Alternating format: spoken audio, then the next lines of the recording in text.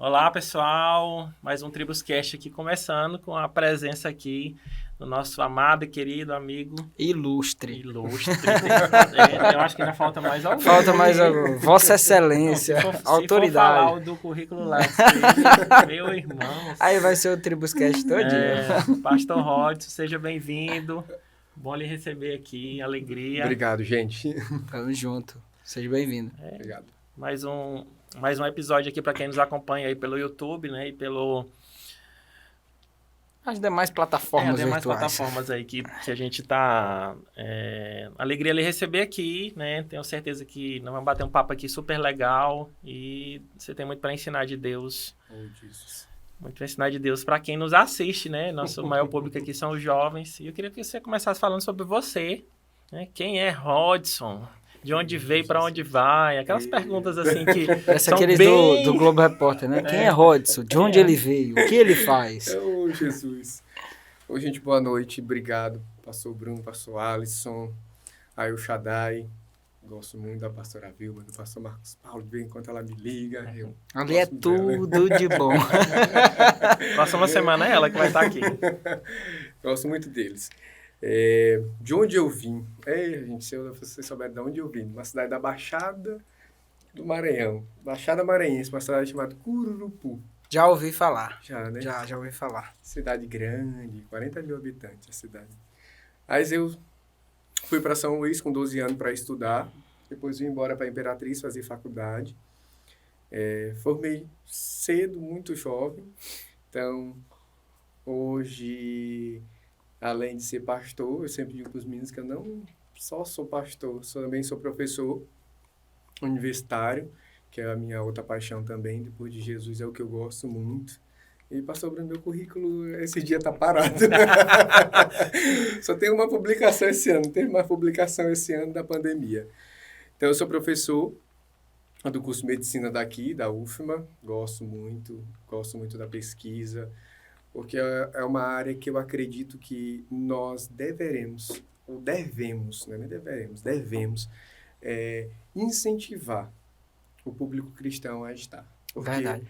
há uma dissociação entre ciência e religião muito grande. E a gente sabe que as maiores universidades, como Harvard, Oxford, todas elas vieram do povo cristão protestante. Todas elas, as maiores universidades do mundo hoje, como Harvard, ela nasceu em berço cristão protestante. E a gente não pode jogar ciência, dizer que a ciência é do inimigo, é de algo estranho. Não, a ciência foi Deus que criou. Eu acredito que Jesus foi o maior cientista que já passou pela essa terra, porque tudo que foi feito foi através dele. Se tem algum reagente químico, alguma coisa, alguma parte anatômica, Ele que criou. tudo foi Jesus que criou. E eu acredito muito, eu gosto muito de ensinar o jovem, não só o jovem, o adolescente, que nós devemos ocupar esse lugar dentro da universidade. Verdade. Porque às vezes a gente fica, eu não vou mandar meu filho para dentro da universidade, porque lá ele vai se perder.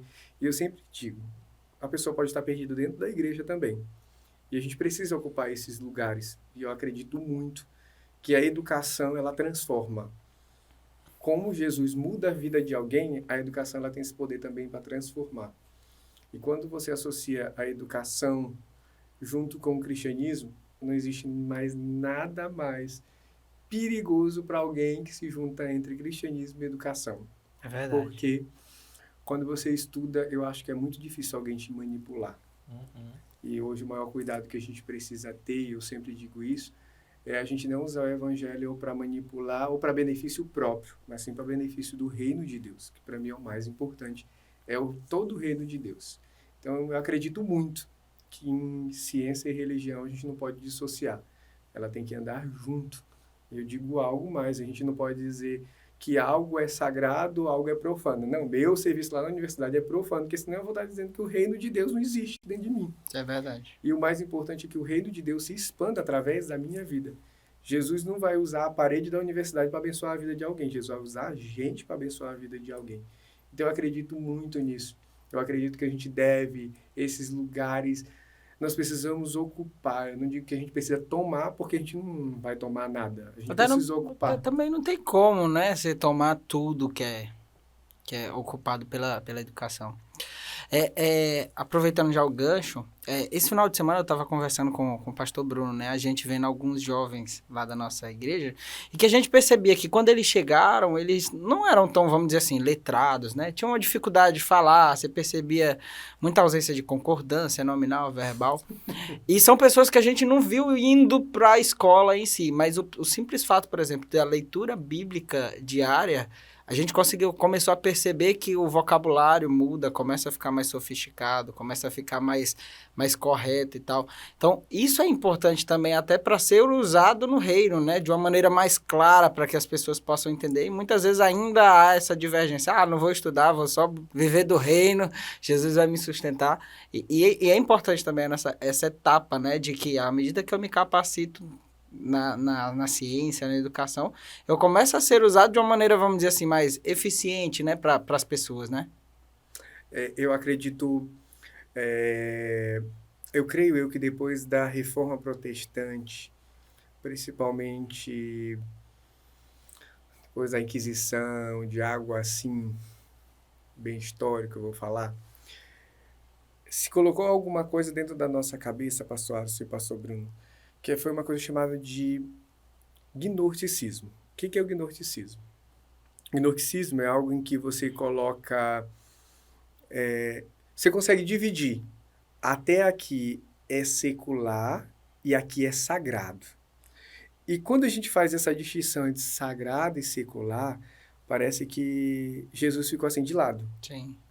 Não, eu entro lá no meu serviço, até na porta Jesus entra. Na porta para dentro não entra mais porque aqui é meu serviço. E eu sempre digo para todo mundo, principalmente a respeito quando a gente está no serviço.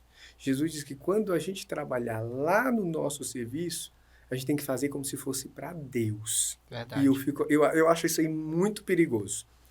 Porque se eu estou no meu serviço e Deus está me vendo, eu preciso fazer o meu melhor. Então, eu sempre digo, eu faço o meu melhor dentro da universidade, como eu faço dentro da igreja. Pastor, como é que consegue conciliar isso? É porque eu não consigo dissociar. Não, isso aqui é secular, isso aqui é sagrado. Para mim, tudo é sagrado. Então, quando a gente descobre que tudo isso é sagrado, nada mais vai roubar a nossa paz, a nossa alegria. O cansaço, às vezes, vem, bate, porque é natural, é do ser humano, o corpo precisa, às vezes, de um descanso. Mas se você souber principalmente isso, não dissociar, mas trazer para um ponto de equilíbrio e dizer assim, não, tudo isso aqui para mim é sagrado. Eu não vou mais entender que a universidade é do cão, não, isso aqui é do diabo, não, isso aqui é do... Não. Por quê? Eu sempre digo para o meu aluno, você já imaginou um médico crente dentro de uma emergência? Uma família chega desesperada que alguém infartou e está morrendo. Imagina um médico calmo, que diz assim, agora nós vamos reanimar. E imagina aquele médico reanimando e falando em línguas estranhas. E aquele homem altamente começa da ressurreição. Jesus ali volta logo para ressurgir aquele homem que está quase na morte. Já imaginou, aquele médico vai tocar aquela família para sempre na vida. É verdade. Esses 2 dias eu vi um aluno nosso que se formou, acho que foi nas primeiras turmas de medicina, e eu vi o depoimento de uma paciente. E eu fiquei muito tocado. Eu até botei no grupo dos professores que o depoimento da menina era mais ou menos assim. Ela tem depressão, essa moça. E ela falou assim, eu nunca fui atendido por um médico. Ela botou na rede social dela. Eu nunca fui atendido por um médico tão paciente, educado, como eu fui atendido por esse médico, que é formado, um aluno nosso. E eu fiquei assim, a gente pode mudar a vida de um médico para mudar a vida de outra pessoa. Porque, às vezes, aquele médico ele vai alcançar pessoas, eu não só digo médico, advogado, outras profissões. Ele vai alcançar a vida de alguém que eu, o pastor Alisson ou o pastor Bruno, nunca vai alcançar, mas ele vai, o público dele. Então, a gente precisa, eu digo muito isso para o jovem, não só lá na igreja, em todos os lugares que eu vou, a gente precisa trabalhar isso com o jovem. E principalmente hoje, eu sempre digo todo mundo, pastor, a geração de hoje é mimizenta, é isso, aquilo outro. Eu não acredito numa geração mimizenta. Eu acredito numa geração que ela não tem um propósito designado, ou um propósito certo daquilo que Deus quer para a vida dela. Porque quando você sabe para que você veio nessa terra, que você não está só de passagem, não existe geração mimizenta, não existe geração café, Nescau, chocolate, não. Existe uma geração que precisa manifestar o reino de Deus na terra. Eu acredito muito nisso.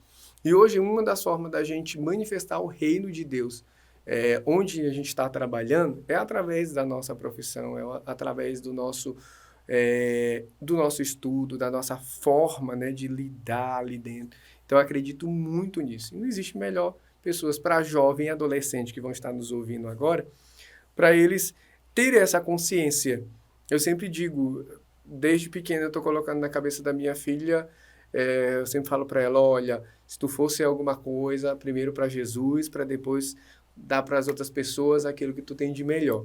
E a gente precisa levar isso, né? Eu fico muito triste quando eu vejo alguém, não vou entrar na universidade porque eu vou me afastar, eu vou me desviar. Não, criatura às vezes vai desviar dentro da igreja. É um conceito errado, né? E às vezes acaba limitando o potencial daquela pessoa. Ela poderia ir muito mais além e não vai porque acha, não, eu vou me desviar. E também mostra uma das falhas, né? Que é a falta de convicção própria, a falta de domínio próprio, por aí vai. Pastor Rodson, como é que você veio parar em Imperatriz? Você veio de uma cidade aí não tão distante, né? 700 quilômetros. É perto. Como é que você veio parar em Imperatriz? Conta pra gente aí. Eu vim fazer o vestibular. Eu tentei medicina 4 anos. Eu terminei com 16 anos, ensino médio. E aí, aquela época, pastor Bruno, o vestibular tradicional não tinha Enem.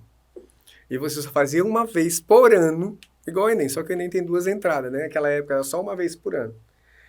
E aí, eu lembro que eu tava vindo de Belém. E aí, quando chegou, eu fui embora, tava morando em São Luís, abri um vestibular para cá. Primeira turma do curso de enfermagem da UFA. Aí eu falei, rapaz, já gastei, meus pais já gastaram muito dinheiro, eu não quero mais dar trabalho pro meu pai e pra minha mãe, já chega de dar esse negócio de fazer vestibular e não passar. Aí passei, no primeiro momento não gostei. Falei, não é esse que eu quero, não acho, vou voltar, vou fazer cursinho de novo. E quando a gente está na agenda de Deus, não tem... Deus, ele vai atrás de alguém para falar contigo. E eu lembro que eu eu ia embora. No primeiro dia que eu cheguei em Imperatriz... Já decidido, já. Decidido, eu queria ir embora. Eu falei, não... E o primeiro dia que eu cheguei em Imperatriz, eu fiquei com medo porque a menina que tinha passado segundo lugar no vestibular, alguém tinha entrado na casa dela e tinha matado ela. E eu fiquei com muito medo. Meu Deus do céu, eu acho que é verdade, que eu nunca tinha visto Imperatriz. É verdade que aquilo que o povo fala de Imperatriz só tem pistoleiro. E eu fiquei com muito medo. Eu falei, não, eu vou embora. Aí eu lembro que eu estava nos 2 dias para ir embora. Eu lembro que Deus usou a pastora Stephanie, ela era nova convertida, mas apaixonada por Jesus. E eu acredito muito em profecia. E ela não me conhecia. Eu lembro que quem me levou para a Nova Aliança foi o Paulinho, filho do pastor Paulo Silas, que hoje é médico. O Paulinho me levou, eu era amigo do Paulinho. E o Paulo me levou para a Nova Aliança. E eu gostei muito. Eu lembro a primeira vez, como se fosse hoje, vou fazer 15 anos de Nova Aliança. Eu lembro como se fosse a primeira vez que eu vi o pastor Ricardo. Eu lembro como se fosse hoje. Lá no ginásio do Jussara. Ele estava pregando de bermuda, de um boné e de sandália. E eu lembro que tinha muito roqueiro na igreja. E eu tinha sido acostumado e discipulado que rock era coisa do diabo, nada a ver. E eu lembro que aquelas pessoas eram tão cheias de Deus que aquilo me comoveu. E eu lembro que a pastora Stephanie, o Paulinho, me chamou para o culto. E ela me deu uma palavra, o Paulinho também me deu uma palavra, e eu fui para o culto sábado. Quando foi no sábado, a palavra foi todinha, aquela palavra que vem diretamente só para você, assim... com uns 400 jovens no ginásio, aquela palavra só para você, e eu fiquei assim, meu Deus, essa palavra é para mim. Fui, gostei de Imperatriz, não quis mais voltar, e uma coisa boa eu sempre digo para todo mundo, não é que comunhão, ela vai salvar alguém, mas amizade junto com boa comunhão, ela te firma em um lugar. Retém, né? Ela retém a pessoa, e foi isso que me reteve dentro da Nova Aliança, assim, nesse momento, né, que todo mundo tava, a igreja era todo mundo, não tinha todas essas igrejas hoje, era só ali na sede, na Rua Urbano Santos. Eu lembro tudo direitinho, e aí eu comecei a fazer faculdade, aí depois que eu passei para enfermagem, eu comecei a fazer a faculdade de História à noite. Aí eu fiquei, e História, quando eu comecei a fazer História, pastor, veio os primeiros momentos, eu lembro das primeiras cadeiras de História das religiões. Aí eu fui estudar judaísmo, budismo, islamismo. E a história da religião 2, que era acho que no terceiro e quarto período, eu fui estudar, já era o cristianismo. E aí eu lembro que a minha fé começou a aumentar com aquilo ali, porque todo mundo assim, ó, quem sai da faculdade de História e Filosofia se torna crente pro resto da vida. E é muito verdade, porque é uma faculdade que ela tenta o máximo possível esmagar tudo aquilo que Jesus é, não aquilo que ele foi, tudo aquilo que ele é. E eu lembro que eu comecei a gostar tanto da faculdade de História que eu terminei as duas ao mesmo tempo. Eu lembro que para fazer a monografia, naquela época era monografia, fiz monografia de um e de outro, foi ao mesmo tempo apresentado. E eu gostei, acabei terminando a faculdade de História, me formei nas duas, e aí, graças a Deus, fiquei aqui. Logo depois, quando eu me formei, não deu nem um ano de formado, já tinha um ano, não, 6 meses de formado, aí eu casei logo, né, que eu já estava namorando com ele, namorávamos há 4 anos, casei, aí, graças a Deus. E eu digo para todo mundo, não existe cidade melhor do que a Imperatriz na face da terra. Melhor cidade do mundo. Do mundo. Eu sempre digo lá em casa, ó, ninguém fala de Imperatriz, que eu sou cidadão imperatrizense, tenho tio cidadão imperatrizense. Então, para mim, eu sempre digo, quando eu viajo para qualquer lugar, minha vontade é ir embora. Vem, não, eu quero ir embora, isso aqui não dá certo. Vai para outro lugar, não, é um bom Imperatriz, mesmo calor, nesse calor humano, essa temperatura agradável, né? Para mim, a melhor cidade do mundo é Imperatriz. Não consigo mais ir para longe de Imperatriz. Show de bola. E assim, você falou aí que você veio para cá fazer faculdade e tudo mais. Eu imagino que foi complicado um pouquinho, né? Que antes, São Luís é um pouco próximo, né? De Cururupu, né? Como é que foi lidar, por exemplo, era novo ainda, lidar com uma distância ainda maior, talvez da família, dos amigos de lá? Teve algum período de dificuldade aí, se sentiu um pouco mais sozinho, ou logo de cara já conseguiu se dar bem aí nessa nova etapa da vida? Como é que foi essa adaptação? Vou até complementar a pergunta do pastor Alisson. Você já era cristão, já nascido... Não, eu não nasci... Já juntando com essa pergunta. Não, eu não nasci no lar cristão. Quando eu vim de São Luís para cá, que eu fazia cursinho em São Luís, que eu vim para cá, eu só tinha 2 anos de convertido. E eu lembro que a igreja em que eu fui ganhar uma célula, se eu contar a minha história da célula é muito engraçada. Eu fui ganhar com uns amigos, eu fui com uns amigos, me ganharam uma célula e meus amigos me levaram, me deram um bote assim na célula muito bem. Eu gostei muito, porque eu só morava em São Luís, eu e meu irmão. E, eu comecei logo a fazer amigos, né, na escola, e esses meus amigos se converteram, né? E eu, eu fazia piada com crente, eu não era assim, eu gostava, para todo mundo, eu gostava de uma coisa marafolia, eu vou até falar, porque todo mundo já sabe, eu gostava muito de uma banda chamada Chiclete com Banana. Chicleteiro, né? Chicleteiro. Era Chiclete e o Tio era a minha banda preferida, né? E aí, eu lembro quando eu me converti, foi a principal coisa para deixar, foi isso.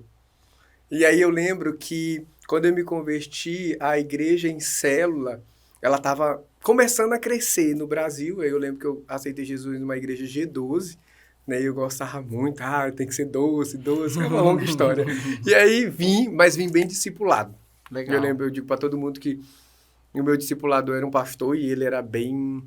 Coisa eu digo para todo mundo, às vezes eu falo para os meninos no culto, eu digo, de dízimo e oferta, meu discipulador me ensinou tão bem que quando começou o negócio de máquina lá na igreja, quando eu ia dizimar na máquina, eu voltava, não dizimava, aí eu pegava o dinheiro e botava dentro do envelope e botava no gasofilaço, porque o meu cérebro não condicionava que se eu ofertasse ou dizimasse na máquina, eu estaria dizimando. Aquilo ali para mim era como se fosse algo jogado fora.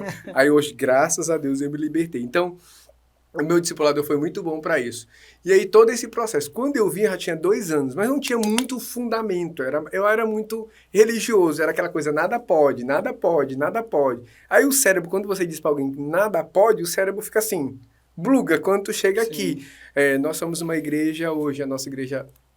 A Nova Aliança é uma igreja muito livre, graças a Deus, porque a gente não é passarinho para estar preso dentro de gaiola. Eu sempre digo isso para todo mundo. A gente precisa saber, é óbvio que a gente tem que ter certos limites para toda a liberdade possível. Mas quando eu vi a Nova Aliança e eu olhei o pastor Ricardo, o pastor Nonato, eu lembro, menino, eu tenho pregação do pastor Nonato no meu coração até hoje, de menino. Eu era menino, garoto, molequinho. Eu lembro de pregação dele que até hoje vai no meu coração. Eu lembro dele quando ele falava andando na luz, até hoje, quando levantava os dedinhos dele. Eu lembro até hoje, quando vem alguma coisa na minha cabeça assim, eu sempre lembro. E eu comecei a ver aquilo ali. Eu falei, isso aqui é o meu lugar. Isso aqui é toda a minha forma. E eu lembro, a Nova Aliança estava começando, e eu lembro do pastor Glaucio. Todo mundo falava do Glaucio. É o Glaucio de Goiânia. Glaucio era famoso. Famoso. E eu lembro quando ele veio, e aí eu fiquei debaixo, na época era supervisor, e depois ele foi levantado a pastor. O pastor Glaucio me ensinou coisas fantásticas no reino de Deus. A alegria do Glaucio era contagiante. E eu falei, rapaz, eu preciso desse evangelho leve desse rapaz. Era um evangelho, assim, palpável. O melhor do evangelho é quando ele é palpável. O evangelho ele é melhor quando a gente olha. Eu sempre digo para todo mundo, a Madre Teresa de Calcutá, ela tem uma frase que ela diz sempre assim, que o exemplo arrasta igual sabão quando ele é levado na correnteza. Eu acredito muito que o exemplo que a gente dá para os outros, as outras pessoas vão querer. Se você passa um evangelho com um fardo muito pesado, as pessoas logo vão deixar. Mas um evangelho leve, alegre, todo mundo vai querer. E eu lembro dele, quando ele veio, aí ele começou a me liderar tudo, né? E esse meio tempo antes dele ir lá, eu lembro do Rafael Brilhante, que era novo convertido, o Rafael era novo convertido. E o Rafael, meu Deus do céu, o Rafael era uma bênção. Rafael era tão apaixonado por Jesus que o Rafael deixava as coisas de fazer. Eu lembro que o Rafael começou a trabalhar no banco, o Rafael me discipulava algumas coisas. E eu via assim, o Rafael, a forma em que o Rafael liderava, a paixão, né? Porque a pessoa, quando ela é nova convertida, ela quer arrastar todo mundo. E aí eu lembro desses dois, assim, desse processo que eu vi para a Imperatriz. Então, eles foram de grande utilidade para todo esse processo meu de conversão. Eu lembro aí depois, eu comecei uma célula, multipliquei do Rafael, comecei uma célula, a minha célula primeira deu 5 pessoas, aí depois de 2 meses a célula tinha 40 pessoas. Que legal. Só que eu não tinha casa Imperatriz, eu morava de favor Imperatriz. Eu lembro que eu fazia minha célula na Rua Bahia. Eu sei até o número, até hoje. Número 381. Era o número da casa que a gente fazia na Rua Bahia. E lotava. E logo a célula, depois de 40, não tem mais como você fazer célula com 40 Sim. pessoas. E a célula começou a multiplicar. Né? E eu sempre digo, é uma coisa que a gente sempre fala, eu vejo sempre o pastor Ricardo falando isso, a Nova Aliança, ela não unge pastor. Ela legitima aquilo que você já é. Verdade. Né? E eu acho isso muito incrível. Porque às vezes a gente cuida ali da pessoa. O melhor no reino de Deus é como você cuida das pessoas. Não é quando você se cuida só de si, mas é quando você cuida dos outros também. E aí veio essa parte do pastorado da minha vida. Né? Fiquei ali até 2 anos, quando a Ágape multiplicou para a Esperança. Fiquei lá e, tipo assim, sempre dei o meu melhor. Teve a época em que eu fiquei assim meio coisa por causa do mestrado, porque o mestrado puxou muito, e também por causa da minha filha. Na época eu fazia mestrado e tinha filha pequena. E aí eu fiquei assim, meu Deus, e agora? Como é que vai dar conta? Como é que dá conta? Mas a gente sempre dá conta, porque Jesus levanta amigos. A Bíblia diz que tem amigo mais chegado que irmão. Eu lembro quando eu ia para São Luís, que eu fiz o mestrado de São Luís, eu ia toda semana. E eu lembro que eu ia só com o cérebro, não sei nem se eu ia com o cérebro, eu ia só com o corpo, mas o cérebro estava todo Imperatriz. E eu sei que muita gente ajudou nesse processo. Glória a Deus. E para mim, igreja, por isso que eu gosto tanto de Imperatriz, não há lugar, não há cultura igual do povo de Imperatriz, porque é uma cultura que te abraça. É um povo que te abraça e diz assim, vamos lá, vai dar certo. Né? E várias vezes eu até queria desistir do mestrado, né, por causa da minha filha, e eu lembro, pastor Ricardo, bora, vai dar certo. E eu lembro que aos trancos e barrancos, 2 anos certinho, eu terminei o mestrado. E foi bom essa parte, né, de toda essa parte do mestrado. E aí eu lembro, quando começou tudo isso, todo esse processo, a gente sempre precisa passar por isso, porque a gente precisa ensinar os outros. Às vezes, se a gente não passar por um processo, a gente nunca vai ensinar as outras pessoas. A famosa respaldo, né? Hoje tem pessoas que estão comigo e que passam tudo que isso. Tem gente que chega assim, pastor, como é que o senhor dá conta? 2 serviços, igreja, não sei quanto... Gente, a gente precisa só colocar sobre Jesus que o resto vai dar tudo certo. Porque isso não pode ser um fardo sobre a sua vida. Eu sempre digo, no dia que tá pesado, gente, eu coloco sobre Jesus, eu vou para dentro do banheiro, eu choro e acabou. Porque eu não vou ficar ali também, não, isso, aquilo, outro. Não, a gente precisa entender. Porque se tá pesado, eu sempre digo, não é Jesus. É obra humana, é obra de outra coisa, mas não é Jesus. Tudo que é pesado eu não condiciono a Jesus. Legal. Nessa pandemia, né, o pastor Rodson eu acabei não falando, mas o pastor Rodson é o líder de jovens, né, o pastor de jovens lá da Nova Aliança Esperança. E, pastor Rodson, o que você conseguiu, o que Deus falou ao seu coração nesse tempo sobre, né, o que o senhor aprendeu sobre a pandemia, né, sobre os jovens nessa pandemia, um período que muita gente não foi para a igreja, ficou online, né, o que você enxerga de aprendizado nesse tempo? Eu digo para todo mundo, que eu tenho percebido, é que todo mundo está falando da igreja online. Eu não estou sendo assim pessimista. Eu não acredito muito na igreja online. Primeira coisa, porque a igreja online, ela não faz os mandamentos de Jesus, amar uns aos outros. Como é que tu vai suportar alguém não online? Eu vou bloquear. Eu vou deixar de seguir. Vou silenciar ele, né? Porque se tem uma geração que gosta de silenciar, essa é a nova geração, né? Às vezes não consegue conversar com a pessoa e discorda dela, ou discorda dela e não consegue conversar e acaba silenciando a pessoa. É o famoso dislike, né? Então, assim, tem até o cancelamento. É o cancelamento. Cancelar fulano porque eu não quero ver fulano. Isso aí não é coisa de cristão. Tem que... O melhor, eu sempre digo para todo mundo, se você quer ver alguém se dando bem no futuro, é saber se muitas pessoas discordam dele. Porque é gente difícil que faz você crescer na vida. Quem me fez crescer sempre na vida de pastor não foi gente fácil, foi gente difícil. É verdade. Porque que discordavam de mim. Um exemplo, eu tenho reunião de supervisor, às vezes, lá em casa, na minha casa. Aí, pastor, não concordo com o senhor isso. Aí eu digo, olha... Dentro da minha casa, fulano vem dizer. Respeita as regras, rapaz. Fulano vem dizer que ele não concorda. Mas é bom, porque depois faz tu imaginar, poxa, fulano tá discordando de mim, tem algo errado. Aí você vai imaginar, né, que tem algo errado. Então, voltando, principalmente a respeito da igreja online. Eu não achei, assim, essas Coca-Cola, eu não acredito muito nessa parte do online, principalmente para nossa cultura. A nossa cultura, ela é muito abraço, ela é muito aperto de mão, ela é muito contato. Eu digo sempre que a cultura imperatrizense ela é uma cultura de contato. Você quer consolidar alguém, tenha contato com ela. Então, isso faz muito bem a gente ter essa cultura. Então, a igreja online, ela não vai... Como é que a gente vai amar? Eu imagino. Como é que a gente vai abraçar o outro online? Eu nunca consegui imaginar isso. Então, eu não consigo acreditar numa igreja online. Eu consigo acreditar numa igreja presente, onde você vai lá, olha dentro do olho, pastor Alisson, o que você está precisando? Você está precisando de mim? O que você está querendo hoje? Então, na pandemia, eu peguei um choque. No primeiro momento, veio aqueles 3 meses, era horrível ficar na frente das câmeras, e eu ficava, meu Deus do céu. E eu olhava no outro dia assim, o meu pai... Vontade até de chorar. Dá vontade de chorar. Você é acostumado a interagir, aí você vai interagir, não tem nada. Não tem ninguém. E eu ficava olhando assim nas câmeras e ninguém. Só tinha uns que davam um grito na câmera. E assim, a gente é uma igreja pentecostal, né? A gente gosta do povo gritando. E eu não olhava ninguém, era horrível.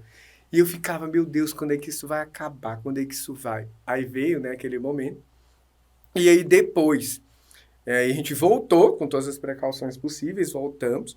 E aí eu lembro que logo depois começou, né? Algumas pessoas começaram... Alguns parentes próximos, né? Da igreja começaram a falecer. E a gente começou, meu Deus, agora vamos... E aí eu lembro que o conselho dos pastores da Esperança, todos nós sentamos e disse assim, nós vamos fechar a igreja por 1 mês. Eu falei, não, de novo não. E eu já estava erguendo o jovem, né? Eu, de novo não. E aí eu, Jesus... Aí okay. O Rodson foi falar assim, pastor, eu discordo do senhor. Todo mundo tinha concordado. Na casa do pastor Ricardo. Todo mundo tinha concordado, eu não poderia discordar. Eu só disse pra ele que o jovem... Aí ele, não, tem que fechar, vamos fechar. Aí eu... Tá ok, o pastor, vamos lá, de boa. Aí 1 mês. Aí eu lembro quando voltou. Aí quando voltou, eu falei, agora não vai mais fechar não, moço. Pelo amor de Deus, se fechar isso de novo. Eu falei pra ele, eu não tenho mais pique não, dizendo pra ele. Eu não tenho mais pique, porque o senhor sabe como é... O senhor já foi pastor de jovens, o senhor sabe como é que é. Tem que ter pique. Aí fizemos, né, voltamos, tudo, com todas as precauções, tudo. E lá nós temos até uma coisa boa, que é o conexão. Eu sempre digo que é tirar o jovem, a gente interagir com outros jovens que estão chegando, que a gente não conhece, que o pessoal não conhece. A gente tem uma equipe que faz essa interação. Eu lembro que o primeiro dia de conexão, depois desse segundo momento de pandemia, que a igreja tinha parado, eu lembro que a gente botava as coisas tudo dentro de um saquinho. Que a gente antigamente pegava, né, tudo na mão, tudo, e agora botava dentro de um saquinho. Aí eu, primeiro dia eu olhei, rapaz, isso aqui não vai dar certo, não. Mas deu certo o primeiro, mas o segundo já não deu mais certo. Na pandemia, assim, eu aprendi o valor de dar um abraço em um jovem. Tinha dia que eu chegava em casa pós-culto, eu terminava, estacionava o carro, né, vinha embora, eu demorava uns 15 minutos para ir embora para casa. E o principal valor ali no meu coração que veio, meu Deus, a falta de um abraço de um jovem que a gente lidera não está aqui. Alguns, naquele momento também da pandemia, nesses 2 momentos, alguns ficaram mais no seu canto, aquilo que a gente chama, fulano esfriou, né? Eu digo sempre, não, fulano está pensando, ele não está esfriando nada, não, ele está pensando ali naquele momento dele. Teve isso também, mas eu sempre, todos os momentos eu mandava os líderes, liguem, vão na casa, deixa um presente, eu lembro que a gente fez muito isso. Minha esposa, mulher, né, gosta dessas coisas, ela, não, a gente vai levar um presente. Eu lembro que todos os meninos, principalmente a liderança, quando adoeceu do Covid, eu lembro que a gente ia na porta, era muito engraçado, deixava uma sacolinha na porta e saía correndo, porque no primeiro momento a gente não sabia como era o vírus, a gente ficou todo mundo assustado, né? E eu lembro, quando todo mundo, a maioria dos líderes adoeceram, a gente deixava. E aquilo ele sempre dizia, pastor, não acredito que o senhor deixou. E eu lembro que teve um casal de liderado nosso que adoeceu, e lá em casa tinha todos os medicamentos, né? Eu falei assim, agora eu vou dar o kit Covid para eles e algo bom para eles. E aquilo ali marcou a vida deles. Mas eu digo sempre, a pandemia, ela me fez crescer no olhar dentro dos olhos de outra pessoa. E dizer assim, você é importante para mim. É verdade. Você me faz crescer, eu sou seu pastor por você. Porque eu digo sempre para todo mundo, a gente é pastor de gente. Quando eu falo assim de cachorro, né? Porque hoje a moda é cachorro. Gente, você não vai ser pastor de cachorro. Você vai ser pastor de gente. Você foi criado para querer cuidar de gente. Né? Claro que você tem que cuidar de animais bem, mas Deus te criou para cuidar de gente e bem cuidado. Sim. Então, assim, esse momento foi muito bom e ele foi muito reflexivo. E o legal é também que, pelo menos no meu caso, né? Você percebe o quanto o contato presencial facilita o discipulado. Você antes ia mandar uma mensagem, ia ligar para... E aí, tá tudo bem? Tá tudo bem. Não tem nenhum problema? Não tem, não. Tá tudo ok, tô em casa, tô guardado, tô isso, tô aquilo. Na hora que você topava com a pessoa pessoalmente, você olhava no olho dela e falava, tá tudo bem? Ih, pastor, não tá, não. Parece que a pessoa tinha mais facilidade em dar respostas automáticas, né? E realmente o presencial facilita muito o discipulado da pessoa, parece que ela não consegue ali resistir, não é verdade? Porque eu acho que Ninguém posta o lado ruim, né, no Instagram, né? Eu sempre digo, o Instagram, ele foi feito para postar coisa boa. Você pagar a sua passagem de 20 vezes para Miami e colocar... Eu sempre digo, a grama do vizinho é sempre mais verde do que a minha. Porque no Instagram você nunca vai ver ninguém botando o outro, brigando com o outro. Você sempre vai ter o lado feliz. Porque a rede social ela foi feita para isso, para mostrar a felicidade do outro, né? E você sempre acha que você não... Meu Deus, será que eu vou chegar a esse nível? E hoje a rede social, ela te mostra. Sim. E é por isso que tem muitas pessoas que elas estão querendo viver o que o outro vive por causa da rede social. Porque ela chega, ela olha o outro lá em Miami, ele passou em 40 vezes aquela passagem para Miami, mas o outro quer ir lá 40 vezes também. E às vezes ele quer ficar endividado pro resto da vida. A rede social, ela foi feita mesmo para mostrar o que é bom. Porque o muro da lamentação Deus já criou faz tempo, então tu tem que lamentar lá. Boa, ainda não tinha ouvido essa não. É uma boa piada. Entendeu? Então, assim, o muro de lamentação foi feito para lá. E aí você tem que postar aquilo que é bom. Então, assim, isso é muito... eu sempre digo que o discipulado ele precisa ser palpável. Porque quando você conversa e olha no olho da pessoa, você sente. Quando o olho da pessoa, a gente sempre fala na área da saúde, pupila, quando ela dilata, ela está me falando alguma coisa. Pupila, quando ela está lá em miose, pequenininha, ela tem que estar me falando alguma coisa. As maiores verdades não são ditas pela boca, né? São pelo olhar, pelo sorriso. E aí, isso é muito verdadeiro. Então, quando você olha para a pessoa e chega nela e aperta na mão dela. Fulano, você está precisando de alguma coisa? E eu sempre digo uma coisa que esses 2 dias eu estava pensando. A gente não está sendo preparado como igreja. Porque todo mundo diz assim, como é que tu tá, pastor Bruno? O pastor Bruno diz o quê? Tô bem. Será que a gente está preparado um dia para alguém chegar assim, eu não tô bem, porque na minha casa tá um inferno, tá uma desgraça. E aí, o que a gente vai... Eu tô me preparando para isso. Porque após pandemia, que a gente ainda não passou dessa pandemia, ela pode nos gerar isso. E a gente pergunta, hoje eu tô até mais me recuando assim de perguntar, falando como é que tu tá? E aí, tá bem? Na célula, um dia desse aconteceu algo similar. A gente sempre pergunta assim, como é que foi sua semana? Aí tô bem, foi rotineiro. Chegou em um, ele só fala assim, foi ruim. E eu perguntei, mas por que você quer compartilhar? Quero não, foi muito ruim, não quero nem lembrar. E aí ali eu parei, tá bom, vamos passar, e depois eu procurei ele para conversar. Mas realmente são coisas que surpreendem a gente, a franqueza e a sinceridade quando é algo, vamos dizer assim, negativo, né? E a gente tem que se preparar mesmo. E aí, com esse olhar, esse discipulado nosso que nós temos do olho a olho, e isso é muito bom. Eu fiz até uma série agora com jovens lá na Esperança, a galera do Intenso lá na Esperança, aí eu fiquei assim... O nome da série era Vida na Vida.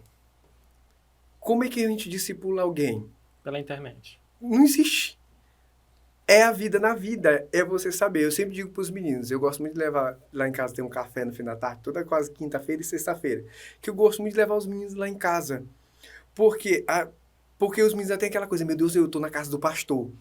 Meu Deus, eu vim na casa do pastor. Parece que assim, é algo de outro mundo, verdade, né? Verdade, isso acontece muito mesmo.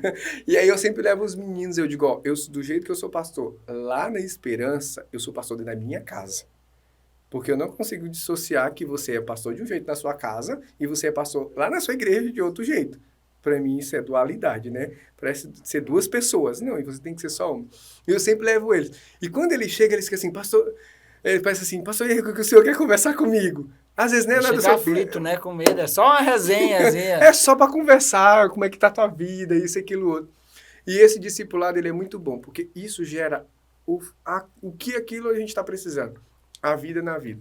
E hoje eu creio que a igreja, através do WhatsApp, que são ferramentas muito boas, a internet são ferramentas muito boas, mas eu creio que a internet, e principalmente as redes sociais e o WhatsApp, eles não têm como tirar essa ferramenta do discipulado. Nunca vão substituir o discipulado.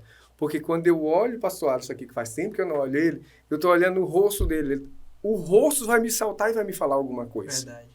E aí a gente vê a expressão da pessoa, a expressão facial, algo, né? Eu sempre digo, meus alunos sempre dizem na UFMA assim, professor, sua expressão facial fala tudo quando o senhor está numa banca de monografia.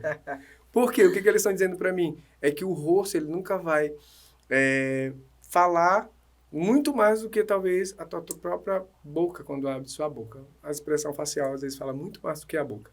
É verdade. Show de bola. Pastor Rods, você é um cara apaixonado por Jesus, mas você também é um cara apaixonado por leitura. Ixi, Jesus. Cara que lê muitos livros, né?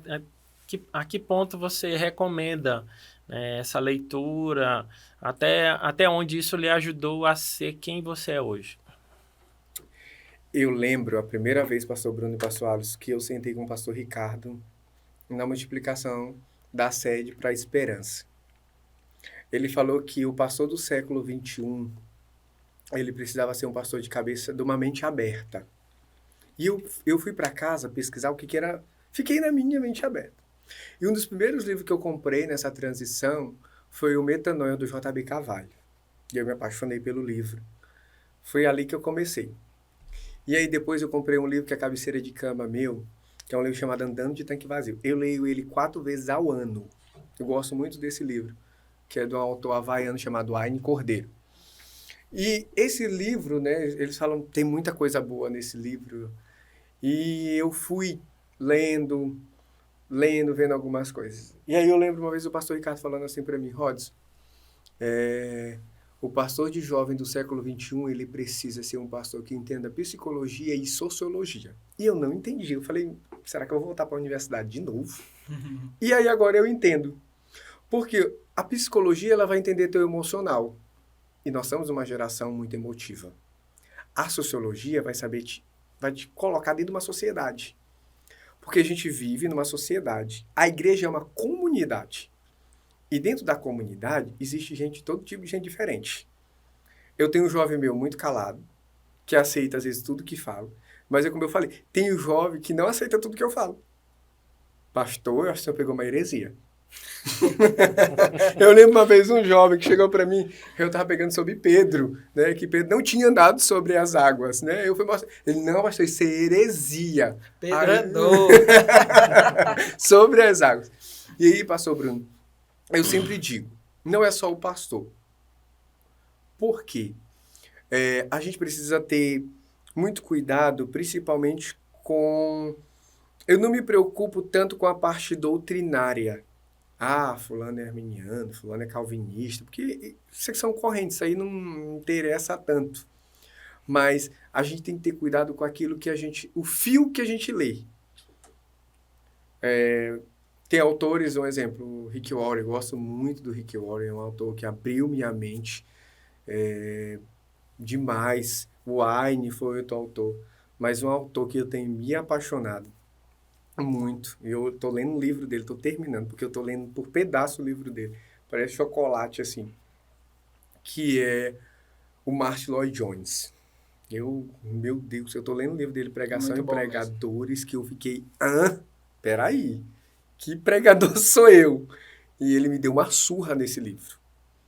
Ele me deu uma surra, ele falou assim, ó, se você quer matar o seu orgulho, todas as vezes que você termina um culto, você sempre chega em casa e pega uma bibliografia do Moody, do Whitefield, do Spurgeon, e aí tu vai ler.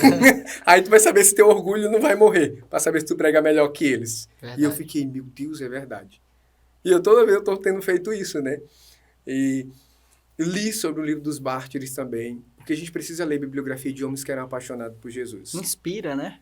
A gente, às vezes, fica assim, pastor, e a Bíblia? Claro, criatura, se um pastor não lê Bíblia, ele não vai para lugar nenhum. Isso é a primeira coisa que você precisa fazer, ter o seu devocional com Deus.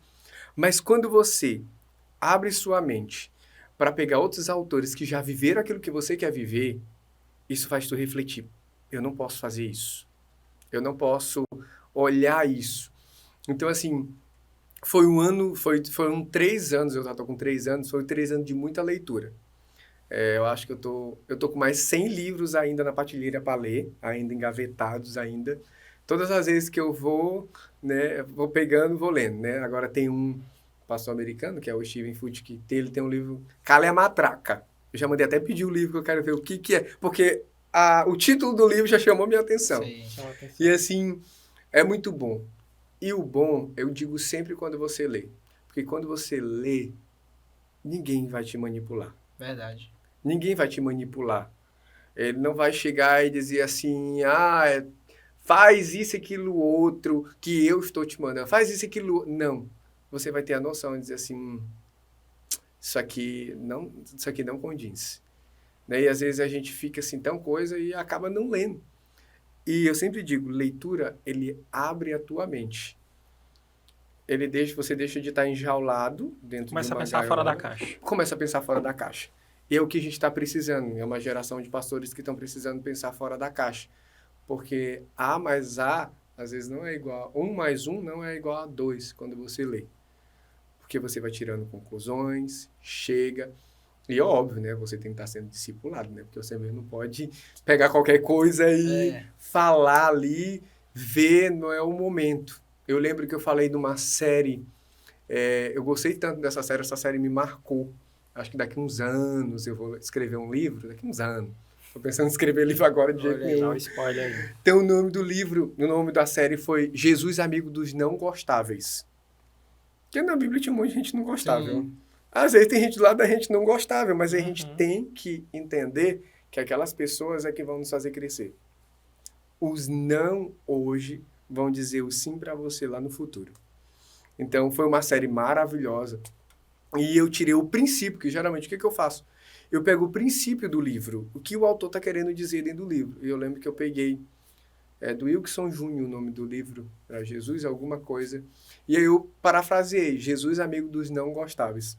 Porque a gente tem um monte de gente do nosso lado que às vezes não é gostável de primeira aparência ali. Então, eu sempre digo, eu gostaria até mesmo, você que está escutando, ler. ler abre mente. Pegar a Bíblia. Eu lembro que tem um livro na Bíblia que está me apaixonando, que eu estou pegando todos os comentários bíblicos para ler ele, que é o livro de Timóteo. Um jovem que, como o apóstolo Paulo investiu tanto nele, e eu estou, assim, fascinado. Tanto nos comentários do Hernandes Dias Lopes, sobre o livro de Timóteo, os 2 livros, capítulo 1 e 2 de Timóteo, e o Oris do Ibis, que são 2 comentários bíblicos muito bons. E eu, meu Deus, tinha coisa que eu não tinha visto ainda assim na Bíblia, e que às vezes no comentário bíblico de um deles, aí salta nos teus olhos assim, meu Deus, eu não vi isso. Então, assim, é muito bom. E é bom incentivar as pessoas a lerem. Às vezes as pessoas dizem, pastor, o senhor não tem medo de alguém ser melhor do que o senhor? Eu quero é que seja. Sim.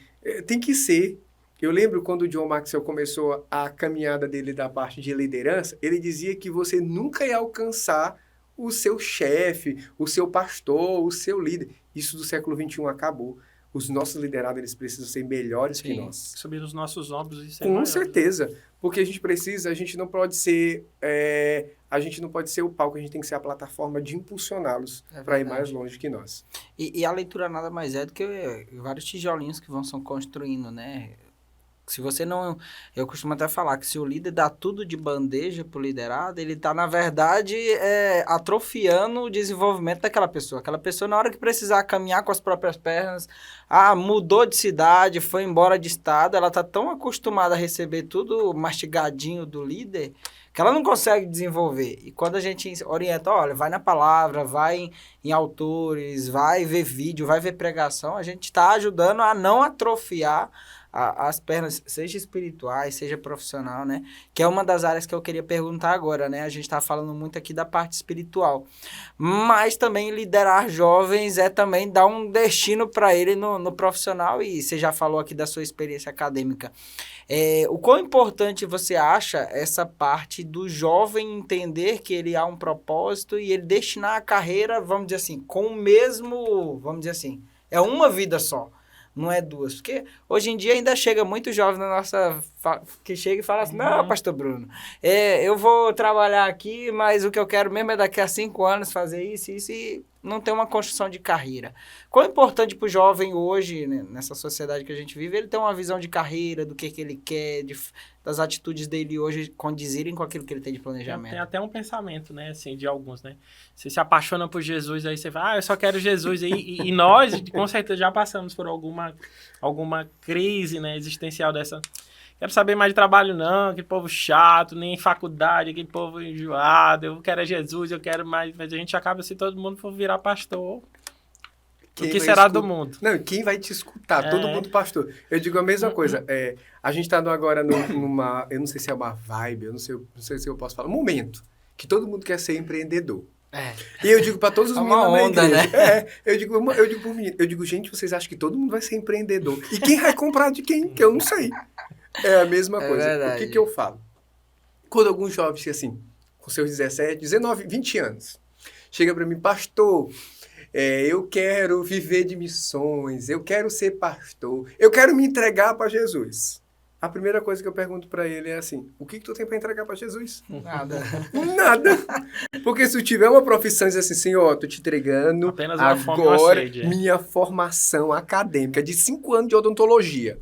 E agora, se o senhor quiser me enviar para o campo missionário, vá. Isso é maravilhoso. Sim. Porque às vezes chegar com nada, gente, é muito fácil. Senhor, eu te entrego tudo, mas não tem nada. Aqui, Senhor. Então, assim, eu sempre o que eu digo? A gente precisa ensinar essa geração a ter fé e saber como trabalhar. Porque a maioria deles não sabem. Porque ou cansam muito, dão todas as energias possíveis no trabalho, e aí chegam na igreja e dizem assim, não, tô cansado. O que eu digo? Tem um equilíbrio. O que é ter o equilíbrio? É metade, metade. E aí você vai estar dando 100% certinho. E aí, quando você chega nessa parte, a gente precisa ensinar. Faço o Alice, pastor Bruno de São Paulo, o Alice, que tem cara de mestre. O bom mestre, ele sabe para que ele veio. Ele precisa ensinar. Eu digo sempre por mim lá na igreja. Pastor, o senhor não vai fazer evangelismo? Irmão, eu sou ruim do evangelismo. Eu quero te ensinar. Porque o dom preponderante meu é o ensinar, é o seu mestre. Sim. A gente não pode, não, eu quero todos. É óbvio, tem gente que tem uns 5 dons possíveis. Nós temos, pastor Nonato tem uns 5 dons. Tem 8. Tem 5 mais 3. Ele tem uns dons. Mas tem coisas que Deus te dá preponderante naquilo. E aí, o que a gente precisa mais nessa geração de jovens que está aqui agora? A gente precisa ensinar para eles equilíbrio. Quando eles estão lá em cima, eles só querem fazer aquilo. É igual eu digo lá por menino. Gente, vocês só querem saber de empreendedorismo. Vocês acham que todo mundo vai ser empreendedor? Vocês acham que... Já imaginou todo mundo médico, advogado, imperatriz? Não tem mercado que dê Não conta. tem mercado que vai dar conta. E aí eu digo, tem equilíbrio. Saiba equilibrar. Aí, quando alguém vem dizer assim para mim, pastor, eu não posso, porque eu estou na faculdade, aí eu estou no estágio, essas duas coisas me consomem. Aí eu tenho o inglês. O inglês, a natação, isso, aquilo outro. Aí eu digo assim, ó, tá bom. Eu tenho mulher, filha, faculdade, igreja, sogra, tem um monte de coisa. E aí, tu vai comigo também? Porque às vezes não sabe fazer o equilíbrio. Porque a gente precisa ter equilíbrio, se balancear para todas as coisas. Gestão de tempo também, né? Não sabem. A gestão de tempo hoje é uma das piores coisas para o jovem. Porque às vezes a rede social tá tão ali. Passa 8 horas na rede social. Às vezes passa 8 horas, 9, 10 horas, gente, na rede social. Eu não teria paciência de passar 10 horas numa rede social. Eu digo sempre por menino, ó. Várias pessoas às vezes tentam me lançar na rede social. Eu falei, não tenho tempo. Eu prefiro estar 5 horas sentado, lendo um livro meu, chorando em um livro, rabiscando um livro, do que estar 5 horas numa rede social, porque eu não tenho tempo. E eu digo sempre, faça isso. Sai um pouco da rede social e equilibra mais o seu tempo no seu serviço, para a sua família, para ter todo esse momento. E eu digo sempre, a maioria das pessoas, elas começam a adoecer, e aí eu digo lá a parte psicológica, por falta de equilíbrio. Ou elas fazem muito, e fazem poucas outras coisas. É o famoso 8 80, 80, né? Desse jeito. E se é uma geração muito... É essa geração que ela tá aí. Porque ou ela faz ou não. Pastor, como é que o senhor consegue ser multitarefário? Que eu não sei. Porque Jesus me criou assim. É óbvio que a gente tem peculiaridades, né? Mas Jesus me criou assim e eu não consigo. Um exemplo, eu não consigo ficar parado, olhando alguém fazendo alguma coisa. Não, eu vou lá e eu faço. Não, eu vou esperar fulano. Não, gente, deixa eu fazer, que eu acho melhor que faça. Então, assim, muitos dos nossos jovens a gente precisa ensinar. Ah, mas a gente vai ser pai. Não, porque eles têm pai em casa. A gente precisa ensinar uma forma deles acharem esse equilíbrio bom, a forma, ver o jeito. Porque quando a gente faz isso como pastor, a gente vai levar um legado, eles vão levar um legado pro resto da vida. Poxa, fulano me ensinou isso. Eu tenho um legado do pastor Nonato que ele me ensinou, que eu vi ele pregando, legado do pastor Ricardo e grandes homens de Deus que a gente fica com esse legado. Então a gente precisa, não é que a gente vai tirar a figura paterna do pai daquela pessoa, mas que a gente vai ser pastor para ensiná-los também. Toda essa forma para eles. Show de bola. Muito bom. E relacionado assim, vamos mudar aqui um pouquinho de assunto, né? Mas, por exemplo, hoje você é pai, né? E, vamos dizer assim, a paternidade mudou um pouco o trato como pastor, como líder? Muda. Se sim, o quê? Muda demais. Eu sempre digo, as minhas 2 filhas, elas me mudaram por completo, desde a faculdade. Porque quando você é sozinho, diga assim, casal, vocês pensam em vocês. Quando é agora as meninas... Agora tem as meninas. Agora as meninas. Não pensa mais nem em você, não, só nas é só meninas. nas meninas. Então, é muito clássico, é muito bom. Eu digo que filho é o amor palpável de Jesus na terra. Quem tem filho sabe. É você olhar o amor de Jesus naquela pessoa.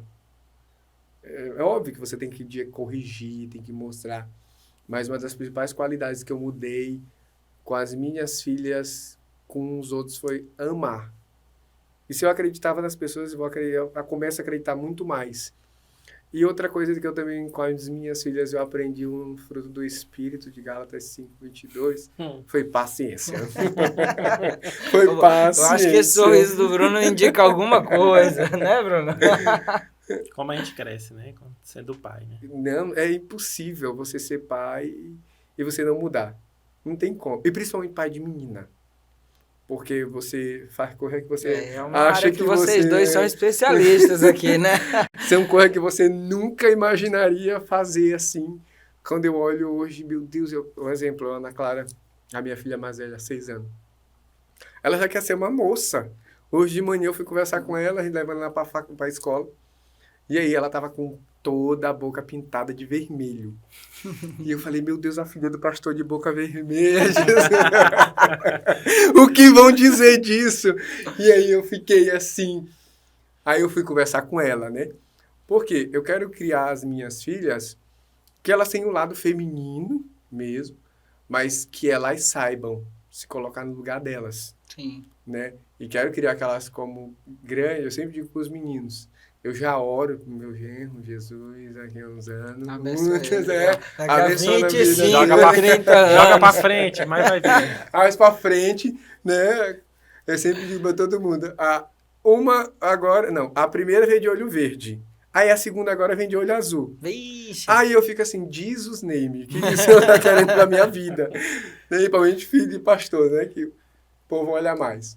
E aí eu fico olhando, principalmente elas duas, e eu vendo o amor de Jesus palpável. Então, me mudou muito, muito. Até na faculdade. Antigamente, meu Deus, era um carrasco assim dentro da faculdade. Ferrinho. Ai, vai, vamos, tu tem que estudar, porque tu é da área da saúde, senão tu vai matar a gente. Hoje não, eu sou light, monografia, prova, meus alunos sabem. Eu digo, vocês querem fazer prova? Não, professor, pode fazer isso aqui. Eu digo, então vambora. Aí teve um dia desse, teve uma aluna que falou assim, meu Deus, professor, o senhor tá mudado demais. Eu digo, também, meu irmão, não mudar. Pelo amor de Deus, tem que mudar. Porque a vida ela é feita de momentos e a gente precisa mudar. Eu sempre digo, eu nunca vou mudar. Nunca diga esse nunca. Porque você muda. As circunstâncias da vida, algumas coisas da vida, elas vão apertando e você precisa mudar. E entender também, o mundo não gira em torno de nós. O ideal, na verdade, é sempre pegar o lado positivo de cada mudança que acontece, né? E isso é algo que acontece muito com a nossa sociedade hoje em dia. O pessoal só foca no lado negativo. Ah, teve isso, meu Deus, e começa a reclamar. Ei, olha o lado positivo, vai ter alguma A coisa. garrafa tá meio vazia. A garrafa tá meio vazia. Não, essa garrafa aqui, ela solta substância. Ok, então pega um copo logo, faz alguma coisa. Eu acho que realmente esse é o segredo. É a gente sair colecionando aquilo que tem de bom em diferentes situações. A gente está próximo de terminar, pastor. Queria ouvir o que Deus tem falado ao seu coração nesse tempo. Se você pudesse compartilhar, deixar essa palavra para quem nos assiste, para quem nos escuta. E depois se você fizesse uma oração, não sei se o pastor quer fazer mais alguma pergunta. Não, já absorvi muita coisa aqui hoje. É muito produtivo. De derramar já. Muito produtivo, muito interessante aqui o papo. Mas o que Jesus tem falado ao seu coração nesse tempo, que depois você fizesse uma oração aí para quem nos assiste e por quem nos escuta também. A principal coisa que Jesus tem me chamado a atenção nesse tempo, é sobre intensidade e constância. Porque se você for intenso, ao longo da vida também você pode ter alguns vales, e eu não digo deserto, que você pode passar, provavelmente nesse processo, que você às vezes está lá em cima na intensidade, mas às vezes tem aquela... Se você for constante, nada pode deter você. E eu digo sempre para as pessoas, quando eu vou para um culto, provavelmente de sábado, eu vou para dar o meu melhor. Porque eu acho que a gente precisa ensinar, sei lá, ensinar algo, sei lá, falar de processo, não sei. Mas a gente precisa ensinar uma geração a ser constante e intensa. Porque eu digo para todo mundo, se a gente não olhar os jovens de hoje, eu não sei como será a igreja do amanhã. Verdade. Eu me preocupo, às vezes, muito, que às vezes dá olho hoje, como 17 anos atrás, que todo mundo... Algumas, não são todas as igrejas. Algumas, eu lembro quando eu entrei na igreja, eu escutei uma vez uma pessoa falando assim, jovem é só dar trabalho na igreja. Só vem dar trabalho porque não dá dízimo, não dá oferta, não dá nada. E isso mudou, porque hoje nossos jovens, eles trabalham, eles têm emprego, têm um monte de coisa, ganham bem, mas se a pessoa ela não for intensa em Jesus, e se ela não tiver constância em Jesus, quando vier os vales da vida, pode afastar ela. Verdade. E eu digo para todo jovem na igreja, se afaste de tudo, mas não se afaste de Jesus. A mídia, as redes sociais estão demonstrando isso. quando você se afasta de Jesus, parece que não vem só 7, mas não. Parece que vem 49. milhares assim. Tem 49. Então, assim, tem milhares. Por quê? Porque nós fomos criados desde Gênesis 1 até Apocalipse 22 para adorar alguém. E se esse alguém não for adorado pela sua vida, outro ser vai ser adorado pela sua vida. É verdade. Você vai adorar outro ser pela sua vida. Então, o que você precisa? Você precisa saber. E eu digo para vocês, você precisa saber quem você é em Deus. E a gente tem aquela coisa assim, mas o que o povo vai achar de mim? A gente não se importa com o que o povo vai achar. Você tem que importar com o que Jesus vai pensar de você. Porque assim, quando a gente sabe quem a gente é em Deus, isso não é orgulho. Isso é você saber você se conhecer. Eu nasci para esse propósito. Eu nasci para isso. Eu tenho certeza que eu vim nessa terra para isso. E às vezes assim, mas fulano é petulante, fulano é arrogante. Não é, porque ele sabe quem ele é em Deus. E é uma das coisas que às vezes a igreja, eu digo igreja, a casa, né, aquelas 4 paredes, não somos igreja, somos nós, aquelas 4 paredes às vezes fazem com a gente, às vezes quando tem alguém que sabe quem é Deus, fulano é petulante, fulano é arrogante, fulano é nariz empino, é boça. Não é, porque a pessoa sabe a pessoa sabe quem é ela em Deus. E a minha oração é para levantar jovens que saibam quem eles são em Deus. Jovens, adolescentes, porque se a pessoa sabe quem é ela em Deus, nada vai deter ela. Nada vai deter ela. Então, essas 2 palavras, intensidade e constância, para mim, elas são na minha cabeça desde o começo do ano. Porque quando você é intenso e constante, nada te separa de Jesus. Aleluia. Glória a Deus. Glória a Deus. Pois, pastor, ore pela gente, mas antes da oração, a gente já quer deixar aqui nossa gratidão. Foi um tempo de qualidade esse aqui que a gente teve. Acredito que todo mundo que vai assistir vai falar a mesma coisa. E um tempo também de gerar inspirações, né, Bruno? Verdade. Porque hoje em dia a galera, né, vamos assim falar, se inspira em tanta gente, em tanta coisa, que alguns não valem tanto a pena. E é legal a gente descobrir que pessoas próximas da gente podem nos inspirar em coisas simples, como um hábito de leitura, como um novo entendimento, um novo pensar. Então, a gente queria te agradecer aqui. Muito obrigado por ter vindo. Bate-papo muito bom, né? Bruno quer agradecer também. Cachê alto desse homem aí. Cachê alto. E a agenda, meu amigo, mais disputável do que tudo. Eu falei que era 60 dias de jejum e oração para nós conseguir trazer ele. Eu acho que é bom a gente já agendar a segunda, já para 2022, porque o resto já tá lotado. Vou protocolar já o pedido. Mas é isso, a gente queria deixar aqui nossa gratidão, falar aqui como é o Shaddai também, né? A gente está sempre de portas abertas para ter você lá conosco. Inclusive já teve em várias tribos também com a gente e por aí vai. Todas. Aí eu falo brincando, né? Antes de eu mandar a mensagem, ele disse sim. Então é um cara muito acessível de Deus. A gente aprende muito com ele. Show de bola. Eu queria agradecer vocês. Eu queria dizer para todo mundo que assiste, eu não me inspiro em ninguém de fora. Glória a Deus. Pastor, eu não passo 2 horas, às vezes, assistindo um pastor de fora. Minha inspiração é em casa. Eu digo, o pastor Ricardo, o pastor Nonato, o pastor Marcos Paulo, que eu já vi algumas pregações dele. Vendo alguns pastores que eu me identifico, que é muito minha linha, mesmo assim que eu gosto. E eu lembro quando eu fui em Balsas, o pastor Robson lá de Balsas falou assim, mas você é muito parecido com o Marcos Paulo. E a maioria das pessoas diz que eu sou muito parecido com o pastor Marcos Paulo, né, na forma, no jeito. E eu falei, graças a Deus, porque ele é um grande homem de Deus. Eu gosto de ser comparado com homens que tem, né? Coisa boa. Coisa boa. Não gosto de ser comparado com quem não presta, não. Graças a Deus. E a gente vive uma geração, né, que tem sempre um homem de Deus longe, perto, para tudo quanto é lugar, né? E é muito mais fácil você se inspirar em alguém que está na internet que só mostra o seu lado positivo, né?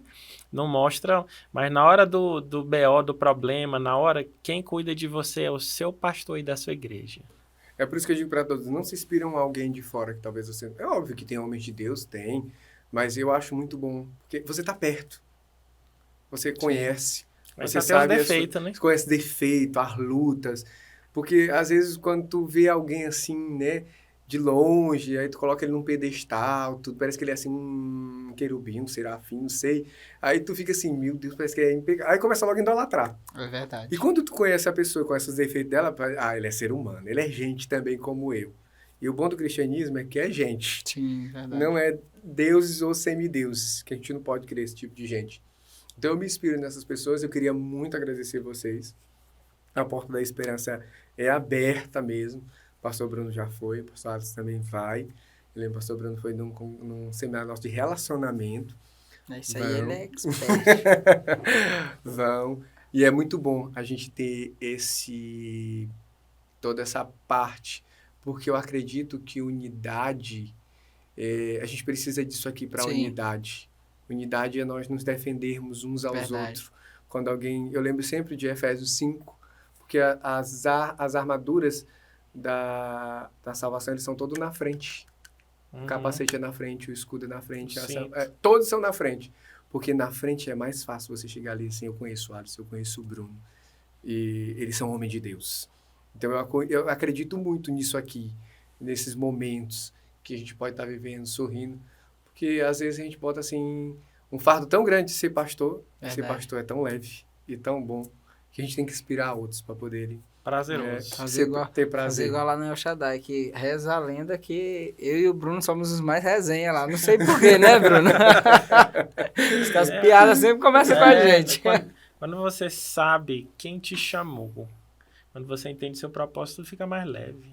Você faz com prazer, né? Fazer o que você ama é prazeroso demais. Você corre, você voa.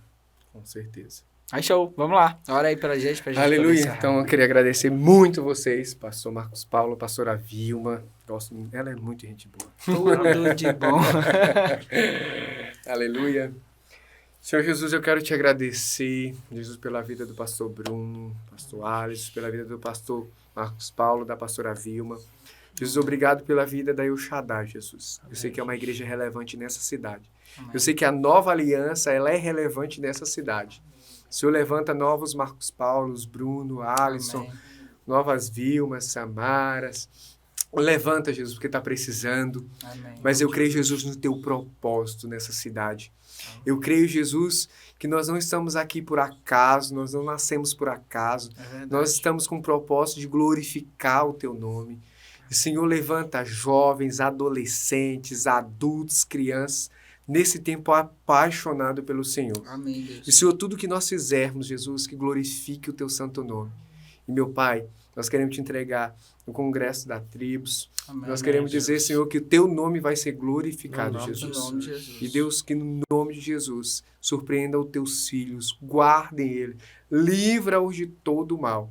Eu quero orar e eu quero abençoá-los pelo poder do santo nome de Jesus. Amém. Amém. Então, você que nos assiste, nos escuta, a Conferência Tribo está chegando, dia 26, 27, 28 de agosto, lá na El Shaddai, com o tema Maturidade. Então, serão dias marcantes na vida de quem for. Então, você está convidado. Pastor, obrigado. Tamo junto. Obrigado a vocês. Tamo junto, Obrigado. Valeu, galera. Até a próxima.